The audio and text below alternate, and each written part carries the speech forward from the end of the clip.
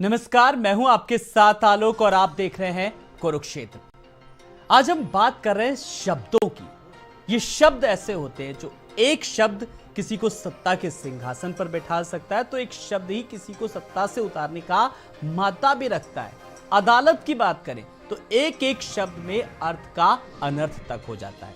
आज समझिए कि जनमत बचाने का जो काम करता है एक शब्द, और अगर किसी के बयान की बात करें तो चुनाव के वक्त जनमत कितना काम करता है और कोर्ट में उसी शब्द का अर्थ का अनर्थ हो जाता है। और इतनी देर से मैं ये बात शायद इसलिए कर रहा हूं क्योंकि हम बात कर रहे हैं आज देश संविधान से चलता है और संविधान की आत्मा ही उसकी जिसे हम प्रस्तावना कहते हैं, और उस प्रस्तावना में साफ साफ लिखा है धर्मनिरपेक्षता की बात लिखी है और धर्मनिरपेक्षता का अलग संदेशा जाता है। लेकिन आज जिस तरीके से एक बयान को लेकर के कि सनातन धर्म राष्ट्र धर्म है, और इसी बयान को लेकर के जब मुख्यमंत्री योगी आदित्यनाथ ने जो राजस्थान में बयान दिया और उसके बाद राजनीतिक प्रतिक्रियाएं किस तरीके से उबाल सा आ गया, राजनीतिक प्रतिद्वंदता किस तरीके से बढ़ गई है। सबसे पहले जरा वो बयान सुनिए और उसके बाद विपक्षियों की प्रतिक्रिया, फिर चर्चा को आगे बढ़ाएंगे।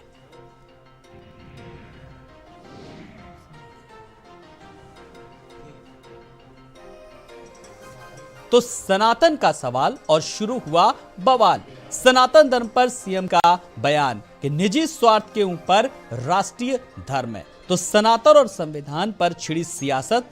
अब सवाल ऐसे में यह है कि संविधान बड़ा या सनातन, और इस बीच लगातार किस तरीके से विपक्षियों के तल्ख तेवर भी साफ तौर पर नजर आ रहे हैं। लेकिन कुल मिलाकर के जब बात हम एक भारत जैसे, जब हम संप्रभुता वाले राज्य में रहते हैं, जब हम बात धर्मनिरपेक्षता की करते हैं, और ऐसे में ये बयान अपने आप में कहीं ना कहीं तमाम सारे सवाल खड़े कर रहा है। तो शब्दों का खेल है, ये कभी सत्ता के सिंहासन पर बिठाते हैं तो कभी जेल भिजवाते हैं, और शब्दों की अहमियत हर जगह पर अलग अलग होती है। लेकिन किस तरीके से जो बयान दिया, योगी ने कहा ब्राह्मण किस तरीके से गांव की रक्षा करते हैं, और आज इस बयान को लेकर के उन्होंने मंदिर की भी बात की, जिस तरीके से 500 साल पुराने मंदिर की और मंदिरों के जीर्णोद्वार की भी बात की मुख्यमंत्री योगी आदित्यनाथ ने।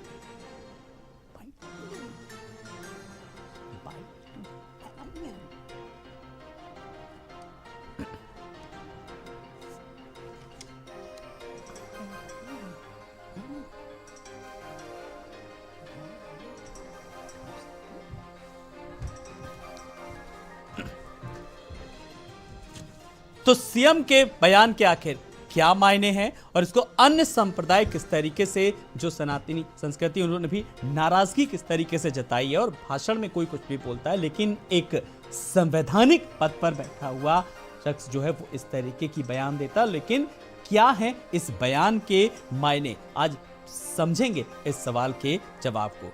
तो पहले विधान या पहले सनातन धर्म। तो सनातन का सवाल और शुरू हुआ बवाल सनातन धर्म और राष्ट्रीय धर्म को लेकर के। आज कुछ ऐसे ही सवाल हैं जिनके जवाब आज हम आए हुए मेहमानों से जानेंगे और समझेंगे।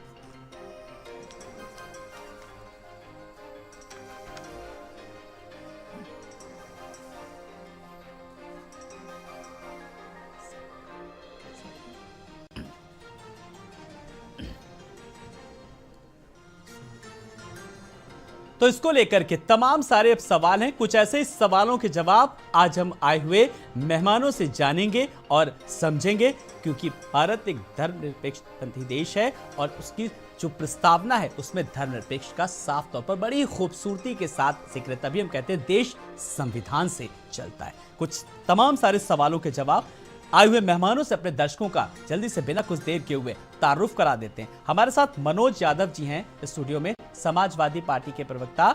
मनोज यादव जी नमस्कार, बहुत बहुत स्वागत है। डीपी सिंह जी हैं कांग्रेस के प्रवक्ता। डीपी सिंह जी नमस्कार, आपका भी बहुत बहुत स्वागत है।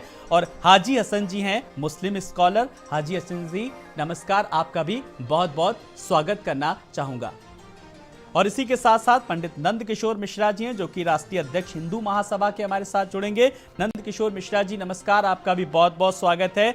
और साथ ही साथ बीजेपी के प्रवक्ता हरीश चंद्र श्रीवास्तव जी भी हमारे साथ हैं। हरीश जी नमस्कार, बहुत बहुत आपका स्वागत है। हरीश जी, मैं सबसे पहले आज आपके पास आऊंगा और जिस तरीके से मुख्यमंत्री योगी आदित्यनाथ ने जो बयान दिया है जो सनातन धर्म को लेकर के, सबसे पहले जो दर्शक है वो यही जानना चाह रहे, समझना चाह रहे हैं कि लाइन क्या है, पार्टी लाइन क्या है और इस बयान के क्या मायने हैं, जरा दर्शकों को भी समझा दीजिए जल्दी से। फिर कट गया, देखो क्या जी। हाँ हरीश जी, आप तक मेरी आवाज पहुंच रही है? चलिए, हरीश जी से कुछ तकनीकी दिक्कत आ रही है, लेकिन मैं हरीश जी के पास आऊं, लेकिन उससे पहले मैं जिस तरीके से मनोज यादव जी के पास आ जाता हूं। मनोज जी, बयान को लेकर के तुम समझने की कोशिश कर रहे थे, लेकिन किस तरीके से अखिलेश यादव की बात करें, आज देखिए महासभा में वहां पर पहुंच गए, किस तरीके से आज उनके तल्ख तेवर नजर आए और नाराजगी साफ तौर पर सबसे ज्यादा नजर आई, विरोध आप लोगों ने शुरू कर दिया। देखिए, मैं सबसे पहले उत्तर प्रदेश के मुख्यमंत्री आदरणीय योगी जी पे मैं वक्तव्य रखूंगा कि योगी आदित्यनाथ जी ने किसी धार्मिक पुस्तक की शपथ ली थी सीएम बनने के लिए अथवा संविधान की शपथ ली। संविधान के नियम कानून के तहत वो मुख्यमंत्री बने थे या मठ के आदेश से वो मुख्यमंत्री उत्तर प्रदेश के बने थे, ये भी योगी आदित्यनाथ जी को क्लियर कर देना चाहिए। देखिए, ये बिल्कुल उसी कड़ी में योगी आदित्यनाथ जी जा रहे हैं जो आरएसएस और बीजेपी का मूल चरित्र है।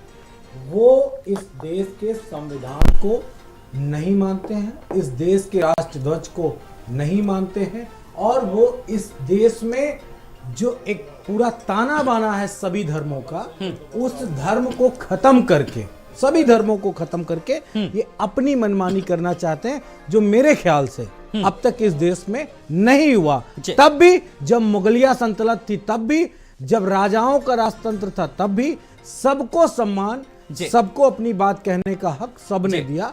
लेकिन योगी आदित्यनाथ जी मेरे ख्याल से किसी और जहन से इस तरह की बयानबाजी कर रहे हैं जो मेरे ख्याल से उचित नहीं। लेकिन आप लोग भी वहां पर नसीहत दे दी भाजपा और आरएसएस को। मैं कुछ और मेहमानों से उनके अपने वक्तव्य लूं, लेकिन उससे पहले मैं जरा कुछ बयान भी सबसे पहले सुनवाना चाहूंगा। सनातन धर्म भारत का राष्ट्रीय धर्म है। हम सब अपने व्यक्तिगत स्वार्थों से ऊपर उठ करके अपने इस राष्ट्रीय धर्म के साथ जुड़ते हैं। हमारा देश सुरक्षित हो, हमारे मान बिंदुओं की पुनर्स्थापना हो, गौ ब्राह्मण की रक्षा हो, किसी कालखंड में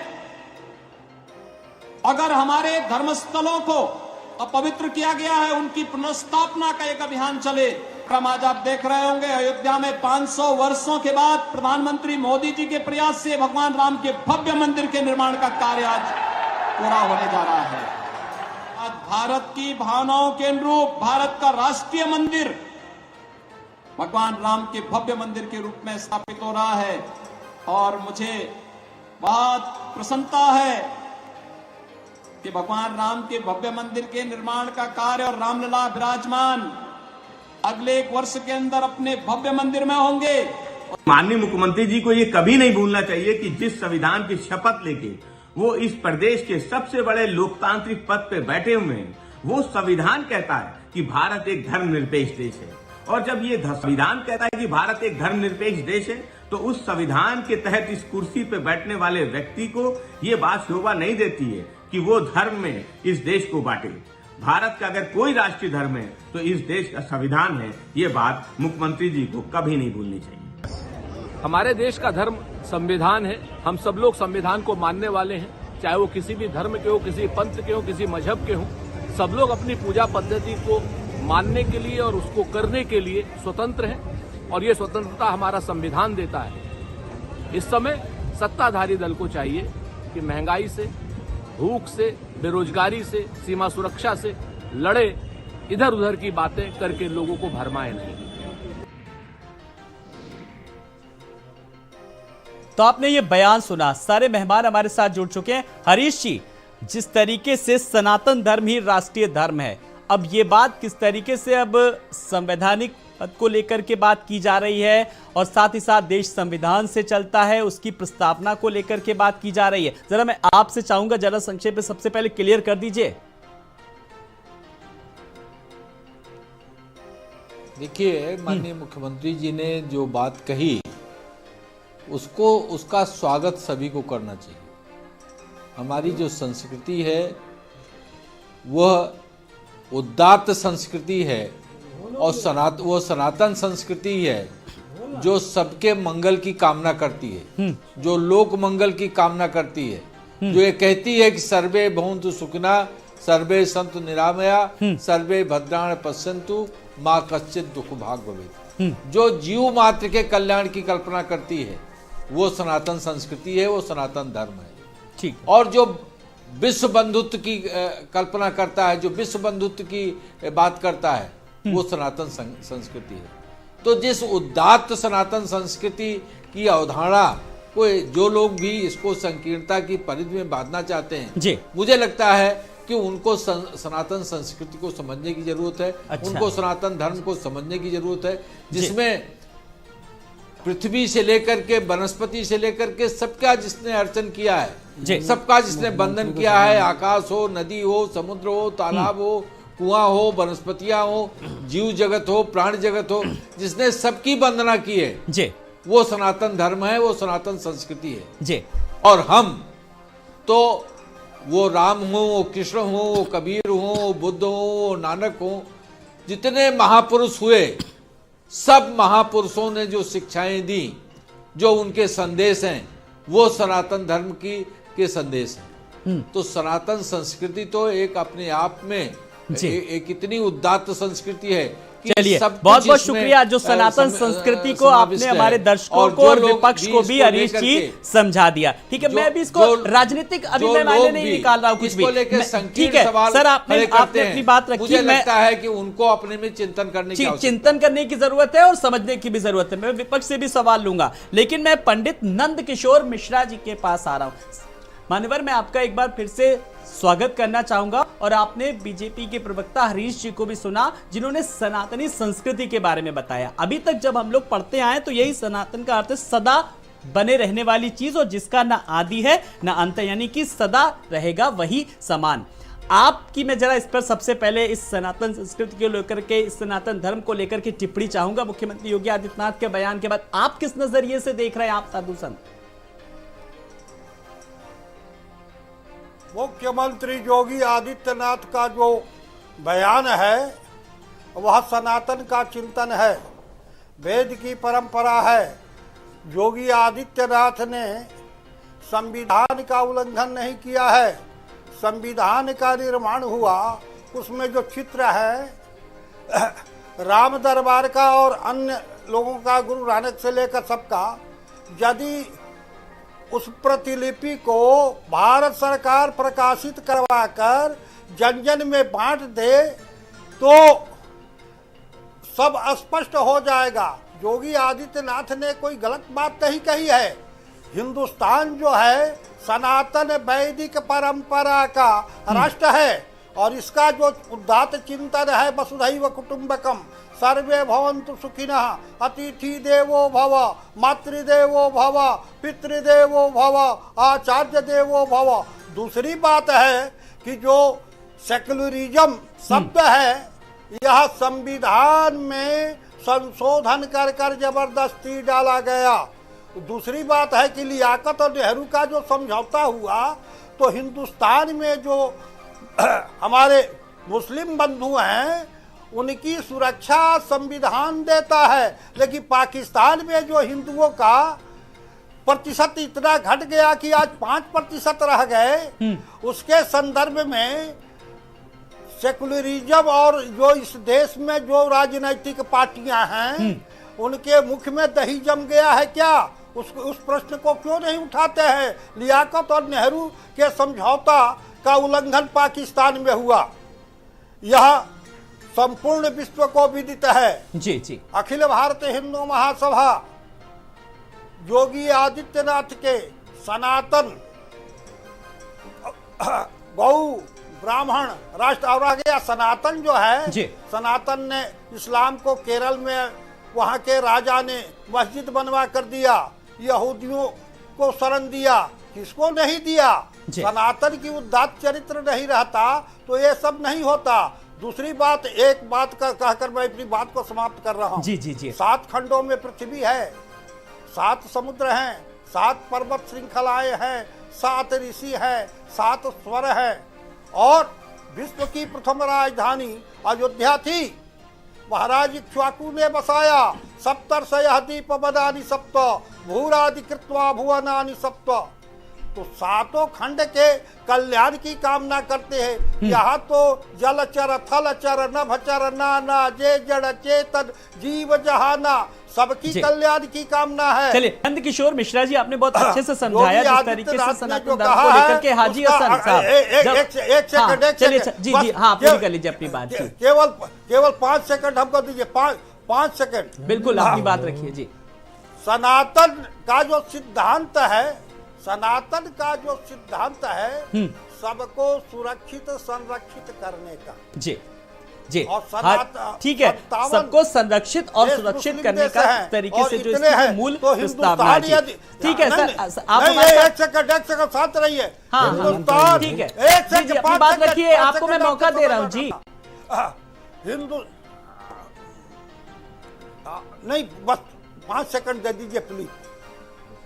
हिंदुस्तान में प्लीज जो अब यदि यहाँ पर जिस प्रकार से इस्लाम और क्रिश्चियनिटी के विस्तार के लिए षड्यंत्र रचे जा रहे हैं और यह राष्ट्र हिंदू राष्ट्र नहीं होगा तो क्या ये कहाँ जाएंगे? इनके लिए तो 57 देश है, क्रिश्चियनों के लिए देश है, हिंदुओं का कौन सा देश है भाई?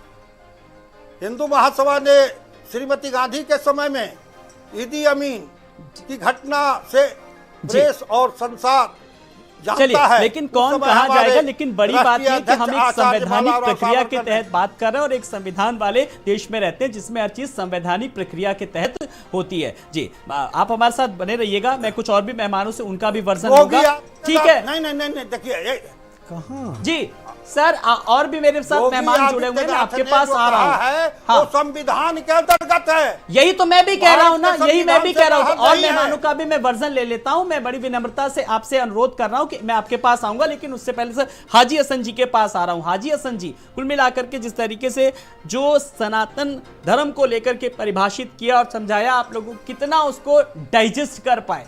नहीं, हम तो बहुत तारीफ करेंगे कि बाबा जी ने बड़े अच्छे ढंग से समझाया और समझाने के बाद तुरंत ही पलट गए कि जो इस्लामिक षड्यंत्र हो रहे हैं तो उसके लिए सरकार, यानी सरकार निकम्मी है। ये सरकार निकम्मी है, बाबा जी कह रहे हैं कि ये षड्यंत्रों को तोड़ नहीं पा रही है। 10 सालों से किसी षड्यंत्र को भाप नहीं पा रही, निकम्मी सरकार है। हाँ, अडानी और अंबानी की संपत्ति को दुगना दुगना चौगुना जरूर कर रही है। तो ये भी फार्मूला खत्म हो गया, न खाऊंगा न खाने दूंगा, खा भी रहे हो खिला भी रहे हैं। तो इस सरकार को बदलना होगा। बाबा जी का कहने का मतलब ये है, सनातन तो विशाल हृदय रखता ही है। अगर सनातन का विशाल हृदय ना होता, बाबा जी ने बताया कि केरला में पहली मस्जिद मुसलमानों को बनवा दी। आपने फिर तोड़ने की बात कर दी, बाबा जी तो जोड़ने की बात कर रहे हैं। बाबा जी फिर कहेंगे, देखिए, हाँ, फिर आप तो क्यों तोड़ने की बात कर रहे हैं? जी, यहाँ सबका समान अधिकार है, बाबा जी ने बताया। हाँ, क्योंकि इतनी पुरानी बात बताई कि केरला में जो पहली मस्जिद बनी थी वो हिंदू राजा ने बना के दी थी। तो यहाँ तो कोई नहीं कह रहा है कि हम बड़े हैं तुम छोटे। तो आज संवैधानिक पद पे बैठा हुआ आदमी कोई ये कैसे कह सकता है कि मैं श्रेष्ठ हूं और तुम तुच्छ हो? यानी ये क्या है? यानी कथनी करनी में फर्क है। कहने को कुछ भी कहो, लेकिन मेन चरित्र पर्दा हटते ही सामने आ जाता है।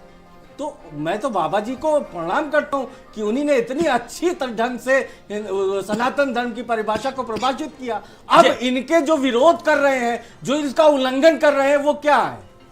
वो लोग क्या हैं? उनके ऊपर क्या कार्रवाई होनी चाहिए? जी, ये फैसला जनता करे। कार्रवाई किस पर क्या होनी चाहिए? मैं एक बार डीपी सिंह जी आपके पास आ रहा हूं। डीपी सिंह जी, लगातार इस बयान के बाद अब कांग्रेस में भी किस तरीके से विरोध के सुर तेज हो गए और लगातार कांग्रेस की तरफ से भी टिप्पणियां आने लगी, प्रतिक्रियाएं आने लगी हैं। फिलहाल मैं आपकी टिप्पणी चाहूंगा।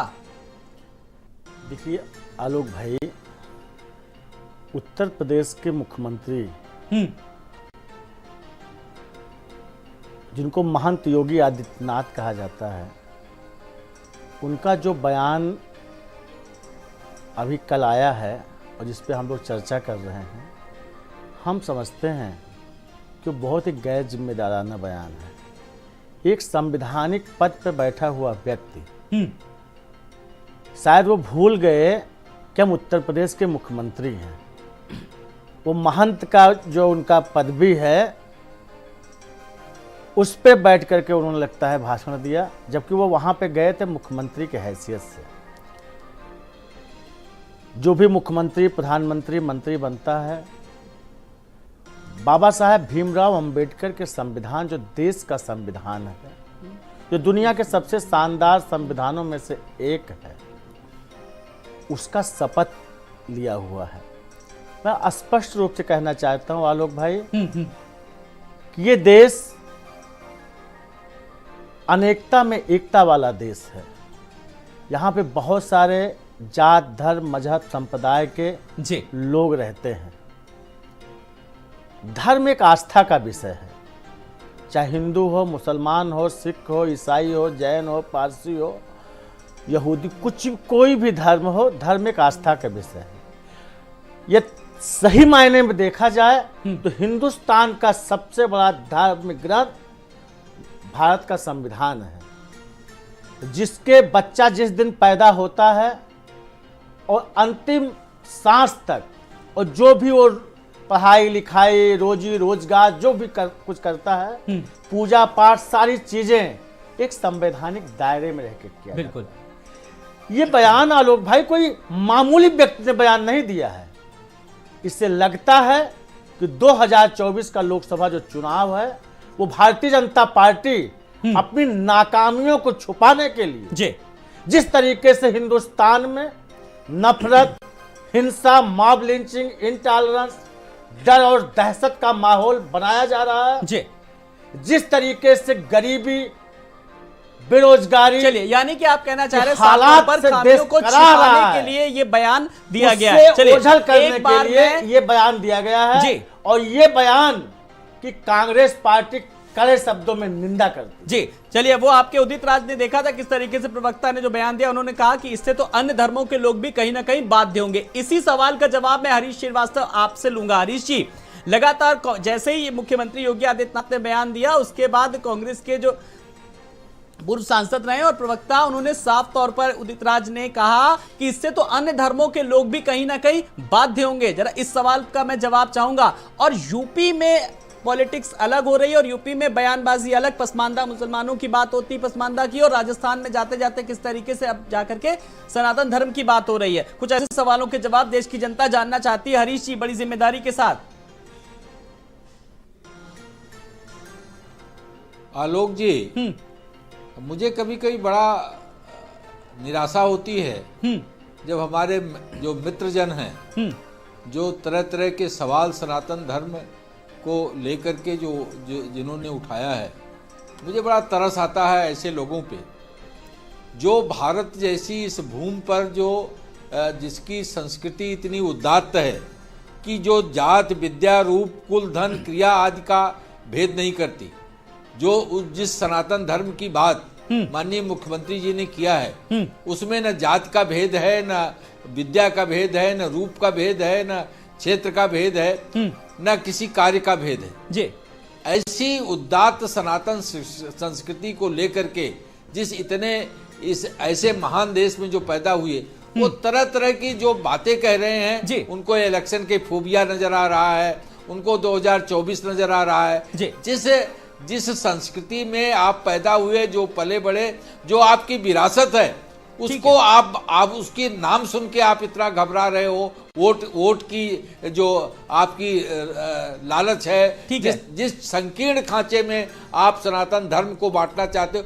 सनातन में तो सभी आते हैं, ठीक है, आपने सनातन को अलग से धर्म को बहुत अच्छे से डिफाइन किया। समय बहुत कम है, इसलिए मैं चाहूंगा छोटे छोटे सवालों के जवाब दें जल्दी से। मैं चाहूंगा कि मनोज यादव जी आपके पास आऊंगा। सनातन को समझाने की कोशिश की जा रही लगातार, उसकी सनातन की व्याख्या को इतनी सीमित कर देना विरोध है। और उस सनातन की माननीय मुख्यमंत्री की बात को केवल लाके संविधान और शपथ और कहां जोड़ना, मुझे लगता है कि ये बता दीजिए जल्दी से। ठीक है, सुनेंगे जल्दी से, हरीश जी सुनेंगे मनोज जी को जल्दी से। हाँ अगर इस चैनल में बैठ के बाबा जी ने, ठीक है, जो हमारे संत हैं और बीजेपी के प्रवक्ता ने तमाम बातें कही, तो हम सब सनातनी हैं, तो सनातनियों की जनगणना करवा दो ना जातिवार, जरूरी है।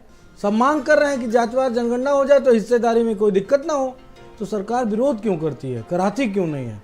सनातनी है ना, अगर सर्वोपरि सनातन धर्म ही है तो ज्यादातर लोग सनातनी हैं, उनकी जनगणना करा दो। पिछड़ों की तो जनगणना की मांग कर रहे हैं और उनके बेरोजगारी के अनुमूलन भी चला दो तमाम सारे, वो सब कुछ करो। बाबा जी इसलिए नहीं समझेंगे, महंत जी जो हमारे साथ बैठे हैं स्वामी जी, एक्चुअली उनका रेलवे में टिकट नहीं लगता है, कोई उनसे टिकट उकट नहीं पूछता, चाहे वो हिंदुस्तान भर की यात्रा कराए, तो उन्हें क्या मालूम, उनको संविधान के बारे में मैं क्या बताऊं, या वो उनसे उम्मीद करूं कि वो संविधान की व्याख्या करेंगे। जहां चले जाएंगे वहां उनका सम्मान होगा, चूंकि वो हमारी परंपरा के लोग हैं। संविधान का दायरा तो आपको निभाना पड़ता है, आप एक शब्द भी गलत नहीं बोल सकते डिबेट में, बोलेंगे तो आप पे FIR हो जाएगी, मैं अगर बोल दूंगा तो मुझ पे FIR, बाबा जी पे थोड़ी नहीं FIR होगी, वो तो महंत संत हैं, वो कुछ भी बोलते रहते हैं। अब कोई आपको सनातन धर्म को समझा दे, अब आप उसी को नसीहत देने लगते हैं। ठीक है, आपने सब कुछ कहना करा दो, फिर भी आपने कहा कि बाबा जी को तो टिकट भी नहीं लगता। अरे टिकट तो मुझे भी नहीं लगता, मैं भी मानता प्राप्त करो, मैं भी कह दूं आप मुझे भी सवाल उठा देंगे। ठीक है, सवाल ये नहीं है कि किसका टिकट लगता है, किसका टिकट नहीं लगता और किसका टिकट कटने वाला है, सवाल ये नहीं है। मैं एक बार नंद किशोर मिश्रा जी आपके पास आ रहा हूं। आपने सनातन धर्म को बखूबी समझाया, विपक्ष को भी समझाने की कोशिश की, लेकिन विपक्ष ने सवाल के बदले सवाल खड़ा कर दिया। मैं तो भारतीय संस्कृति की बात कर रहा हूं, उसका मैं खुद कायल हूं। भारतीय संस्कृति एक महान संस्कृति की पर्याय है, जहां पे कहते हुए पत्थरों में भी देवी देवताओं के दर्शन होते हैं। ये सब हमारी आस्था ही तो है। अगर ये समझाने की कोशिश की जा रही है तो जरा क्या लग रहा है कि आखिर कमी कहां पर रह गई, चूक कहां पर हो गई, आप बताइए जरा नंद किशोर जी। देखिए, कांग्रेस के जो बंधु यहाँ पर बोल रहे हैं राम राज्य स्वदेशी स्वराज्य और गो हत्या बंदी की बात करने वाले आज़ादी के पूर्व राष्ट्र को मूर्ख बनाया, इन लोगों को इसका विरोध करने का अधिकार ही नहीं है। अब रह गया कि दूसरे बंधु जो संविधान की बात कर रहे हैं, तो संविधान जो लिखा गया मूल प्रति में जो फोटोग्राफ है उसको जो छपवा कर राष्ट्र में प्रदर्शित कर दो, तो मोदी जी सारा से कह दीजिए, सत्य में वजह हो जाएगा। कर रहा है मोदी जी, क्यों नहीं बटवा देते हैं? नहीं किसी को इस नहीं, मोदी जी से कह दीजिए ना बटवा दें, क्यों मना कर रखा था 9 साल से? सुनेंगे, एक एक करके सुनेंगे जी, पूछ तो लो ना, मतलब ज्ञान देते रहेगा, कोई सवाल जवाब नहीं होगा। मोदी जी ने क्यों नहीं बटवाया 9 साल से? अब आपने आवाज उठाई ना, अब आवाज उठाई, कौन रोका था? जी नंद किशोर जी अपनी बात रखिए, वो बुजुर्ग हैं, महान उनको पूरा मौका देना। आलोक जी के माध्यम से मैं अपनी बात भारत सरकार को पहुंचाना चाहता हूं। मैं पूरा मौका दे रहा हूं आपको, जल्दी से अपनी बात रखिए पूरे सम्मान के साथ। ठीक है, ठीक है, अपनी बात रखिए सर। किसको? हमको बोल रही हैं? महंत जी आप अपनी बात रखिए। हमको बोल रहे हैं? जी जी आप अपनी बात रखिए, मैं आपको मौका दे रहा हूं पूरा। जी मैं अभी जो संविधान के संदर्भ में हमारे बंधु ने कहा, तो मैं तो भारत सरकार से मांग कर रहा हूं आपके माध्यम से कि भारत का जो संविधान है उसको जो मूल प्रति है उसको प्रकाशित करवाकर राष्ट्र में बांटते, सत्य में जयते हो जाएगा, किससे आप अपील कर रहे हो? हो जाएगा। उसका नाम तो बताओ आप, किससे अपील कर रहे हो? इसकी शुरुआत कहां से होगी, कौन करेगा? भारत सरकार, भारत सरकार, भारत सरकार से। कैसे? जी चलिए, ये एक सुझाव था इस पर, ठीक है, चलिए ये एक सुझाव होगा और इस पर सरकार से बात भी की जाएगी, मैं आपके पास पहुंचाऊंगा। मैं एक बार हाजी हसन जी आपके पास आता हूं। अब देखिए, अब लगातार स्थापना तक की बात आ रही है, लेकिन कुल मिलाकर के प्रेम और भाईचारे का संबंध, आप बुजुर्ग से तुलना मत करिए ना, महंत से तुलना करिए, आप लोगों से तो कम हम भी बोल रहे हैं। ठीक है, आप बात रखिए हाजी हसन जी अपनी। जी देखिए, सवाल ये नहीं है, अगर गोरखनाथ मंदिर के अध्यक्ष ने ये बात कही है तो किसी को कोई आपत्ति नहीं है। वो बिल्कुल अपने धर्म का प्रचार प्रसार करें और बिल्कुल आह्वान करें। पहले भी उनके कुछ वीडियो यूट्यूब पे है, उल्टा सीधा भी कहते थे, कुछ अच्छा भी कहते थे, कुछ अजीब सा कहते थे, जिसको मैं दोहराना नहीं चाहता, क्योंकि प्यार बांटने से, जोड़ने से राष्ट्र बनता है, तोड़ने से नहीं। तो सवाल ये है कि वो उनकी मर्जी है, ये उनकी मर्जी है। लेकिन उत्तर प्रदेश का मुख्यमंत्री या किसी भी प्रदेश का मुख्यमंत्री इस तरह की अगर भाषा बोलेगा तो उससे अच्छा है कि भारत के प्रधानमंत्री खुद ही एक दिन आ जाए, अपने मन की बात कह दे जनता को। आज ही मैं तो चाहूंगा आलोक जी, आपके माध्यम से मैं भारत सरकार से और भारत के प्रधानमंत्री से मांग करता हूं कि आज 6 बजते वो हिंदू राष्ट्र घोषित कर दे हिंदू राष्ट्र घोषित, और ब्राह्मणों की रक्षा करे, गाय की रक्षा करे, बाकी जाए बाढ़ में। क्योंकि बाकी देशवासियों से तो मतलब नहीं है, प्रदेशवासियों से 2 ही चीज की रक्षा होनी है, ब्राह्मण की और गाय की। प्रारंभ में सेकुलर राष्ट्र, बाद में इस्लामिक राष्ट्र कैसे हो गया? भाई ये किस राष्ट्र की बात कर रहे हैं? हम तो कहते हैं कि पाकिस्तान पे अभी डिबेट खत्म होने से पहले हमला करो और अखंड भारत हमें चाहिए। आए बाबा जी हमारे साथ हजरतगंज चौराहे से, यहीं से आमरण हाजी साहब, पाकिस्तान पे हमला करने की जरूरत नहीं है। हालात वहां पे आप देख रहे हैं कैसे हैं? शायद हालात आप देख रहे होते तो शायद चर्चा ना करते। और मनोज जी को देखिए, पाकिस्तान के हालातों की तुलना भारत से कर रहे हैं। बाबा, यही राजनीतिक दल है, यही विपक्षी दल है। वाह, पाकिस्तान के हालातों से तुलना कर रहे हैं मनोज जी। भारत नहीं चाहिए, बताइए। विरोधी है अखंड भारत के, आप विरोधी है अखंड भारत के। कहते हैं कभी कभी दिल की बात निकल ही आती है जुबान पे। भैया हाजी साहब आपके साथ भी हो रहा है जी। बाबा जी हमारे साथ आए, आप भी हमारे साथ आइए और आज ही से हजरतगंज चौराहे पे विधानसभा के सामने आमरण करेंगे कि जब तक अखंड भारत नहीं मिल जाए तब तक हम लोग वहीं बैठे रहेंगे। तो करिए शुरुआत, कर दीजिए आगाज। ठीक है, करिए आगाज। मैं भी ब्रेकिंग न्यूज चला दूंगा। हाजी साहब आए और आज उन्होंने एकता और संप्रभुता का परिचय दिया, ये भी बात की बड़ी खबर हो जाएगी। हाजी साहब ठीक है, लेकिन आप एग्री कहाँ होते हैं? आप किसी भी जगह तो सहमत नहीं होते किसी भी बयान को लेकर के। चलिए ठीक है, चलिए बात हमारे और आपकी सहमति से नहीं है। बात जब होगा जब पक्ष विपक्ष और पूरा समूचा राष्ट्र समूचा देश। चलिए डीपी सिंह जी, आप अपनी बात रखिए। ठीक है सर, नहीं तो फिर डीपी जी मुझसे कहेंगे आलोक जी आप मुझे सबसे कम बोलने का मौका दे रहे हैं। इस तरीके से चिल्लाने से और हो हल्ला करने से समस्याओं पे चर्चा नहीं हो पाएगी। मैं स्पष्ट रूप से कहना चाहता हूँ, चाहे मौर्य वंश रहा हो, शंख वंश रहा हो, चाहे वो बौद्ध धर्म हो, महावीर धर्म हो, या जो है पुर्तगाल आए, अंग्रेज आए, मुगल शासन रहा, कभी भी उस समय भी हिंदू धर्म, सनातन धर्म कभी खतरे में नहीं रहा। आज जब भारतीय जनता पार्टी की कहते हैं ये लोग प्रचंड बहुमत की सरकार है, डबल इंजन की सरकार है, बप्पा रावल को तभी जो है हिंदू धर्म, सनातन धर्म खतरे में हो गया है, तभी ये खतरे में हो गया है। आज जब 80 करोड़ लोगों को ये 5 किलो अनाज देते हैं, इसका मतलब वो बहुत गरीबी रेखा के नीचे हैं, वो उन्हीं को अनाज मिल रहा है। आज नौकरियां युवाओं को है नहीं जी, शिक्षा चंद लोगों के पास है जी, धन जो है मात्र जो है मोदी जी के चंद जो है उनके मित्रों के पास है पूरे देश का धन।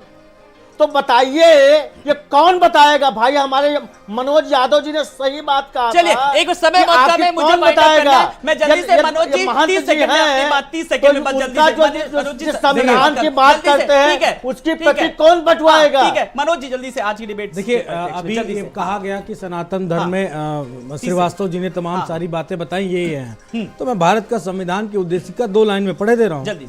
हम भारत के लोग भारत को एक संपूर्ण प्रभुत्व, संपन्न, समाजवादी, पंथ निरपेक्ष, लोकतंत्रात्मक गणराज्य बनाने के लिए तथा उसके समस्त नागरिकों को सामाजिक, आर्थिक और राजनीतिक न्याय, विचार, अभिव्यक्ति, विश्वास, धर्म और उपासना की स्वतंत्रता, प्रतिष्ठा और अवसर की समानता प्राप्त करने के लिए तथा उन सब में व्यक्ति की गरिमा और राष्ट्र की एकता और अखंडता सुनिश्चित करने वाली बंधुता बढ़ाने के लिए दृढ़ संकल्प होकर अपनी इस संविधान सभा में आज तारीख 26 नवंबर 1949 द्वारा इस संविधान को नियमित और जाना चाहिए। ठीक है, ठीक है, संविधान में जी ठीक है। चलिए मैं हरीश जी एक फाइनल कमेंट आज की डिबेट का, जिससे समूचा विपक्ष को भी जवाब मिल जाए। जी हरीश जी आपकी डिबेट का फाइनल सुन लिया। नहीं सनातनी चिल्लाते। अखिलेश यादव जी अगर हमारे नेता जाते हैं हवन में मां पीताम्बरा के भंडारे में, तो बीजेपी के गुंडे वहां पे काला झंडा दिखाएंगे। ये सनातन का अरे तो एफआईआर करिए गुंडों पर ना। कौन है? फाइनल कमेंट एक जल्दी से। कौन है गुंडे?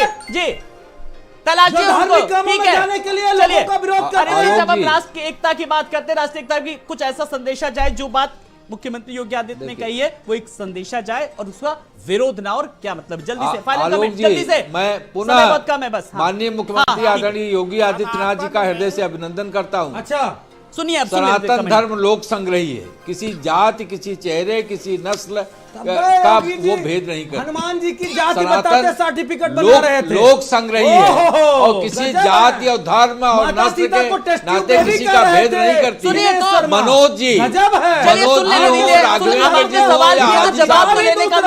संकीर्णता से ग्रस्त है, ये सब संकीर्ण भावनाओं से ग्रस्त है, इसीलिए अराजक हो रहे हैं। जो माँ लक्ष्मी ये जिस दिन बड़ी विडंबना है कि आज हम किन मुद्दों पर चर्चा कर रहे हैं और आज की हमारी जरूरत क्या है। बेरोजगारी की करनी चाहिए, सुरक्षा की करनी चाहिए, लेकिन चर्चा आगे तक कर रहे हैं। बहुत बहुत शुक्रिया आप सब मेहमानों का। मनोज जी आपका भी, डीपी सिंह जी आपका भी, हाजी हसन जी आपका भी, पंडित नंद किशोर मिश्रा जी आपका भी, हरीश चंद्र श्रीवास्तव जी आपका भी बहुत बहुत शुक्रिया। तो कुल मिलाकर मुख्यमंत्री योगी आदित्यनाथ का बयान अपने आप में कई तमाम सारे सवाल खड़े, विपक्ष भी पूरी तरीके से मुखर है। सवाल यह कि इस बयान के क्या मायने निकाले जाएं, विचार हम सबको करना है। नमस्कार।